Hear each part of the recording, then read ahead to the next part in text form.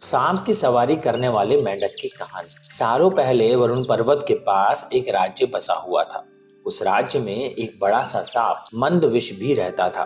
बूढ़ा होने की वजह से वह आसानी से अपना शिकार ढूंढ नहीं पाता था। एक दिन उसने तरकीब सोची। वो तुरंत मेंढकों से भरे हुए एक तालाब के पास पहुंच गया। वहां वह दुखी सा होकर एक पत्थर के ऊपर बैठ गया। तभी पास के पत्थर पर बैठे एक मेंढक ने उसे देखा। उस मेंढक ने थोड़ी देर बाद सांप से पूछा, चाचा, क्या बात है? आज आप खाने की तलाश नहीं कर रहे हैं? अपने लिए भोजन नहीं जुटाएंगे? इतना सुनते ही सांप ने रोनी सी सूरत बनाकर मेंढक को कहानी सुनाई। सांप ने कहा, मैं आज भोजन की तलाश में किसी मेंढक के पीछे पीछे जा रहा था। अचानक से मेंढक ब्राह्मणों के झुंड में जाकर छुप गया। मेंढक को भोजन बनाने के चक्कर में मैंने गलती से एक ब्राह्मण की बेटी को काट दिया, जिससे उसकी मौत हो गई। इससे नाराज होकर ब्राह्मण ने मुझे श्राप दे दिया। उन्होंने मुझे श्राप देते हुए कहा कि तुझे अपना पेट भरने के लिए मेंढकों की सवारी बनना पड़ेगा। इसी वजह से मैं इस तालाब के पास आया हूँ। यह बात सुनते ही वह मेंढक तुरंत तालाब के अंदर गया और अपने राजा को सारी बात बताई। राजा कहानी सुनकर हैरान हुआ।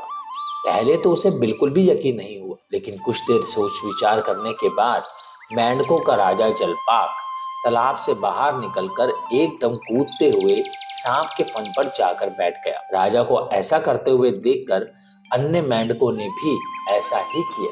सांप समझ गया था कि मेंढक अभी मेरी परीक्षा ले रहे हैं। सांप भी बिना विचलित हुए आराम से सबको अपने फन पर कूदने दे रहा था और उन्हें घुमा रहा था। इसके बाद मेंढकों के राजा ने कहा, जितना मजा मुझे सांप की सवारी करके आया, उतना मुझे आज तक किसी की सवारी करके नहीं आया। मेंढकों का भरोसा जीतने के बाद अब धीरे धीरे सांप रोज मेंढक की सवारी बनने लगा। कुछ दिन बाद चतुर सांप ने अपने चलने की गति को थोड़ा धीमा कर दिया। यह देखकर मेंढकों के राजा जलपाक ने पूछा, हे सर्प, तुम्हारी चाल इतनी धीमी क्यों है?